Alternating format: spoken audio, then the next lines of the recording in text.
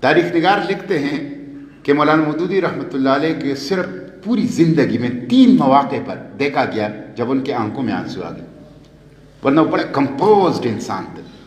Number 1 اس وقت جب 1947 میں لٹے پٹے مہاجرین، بچے، خواتین، بوڑھے، زخمی، بھوک اور پیاس سے وہ ہجرت کر کے پاکستان آنا شروع ہو گئے۔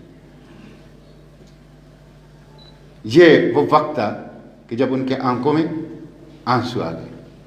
اور دوسرا وہ وقت تھا کہ جب سید قطب کو پھانسی دے دی گئی،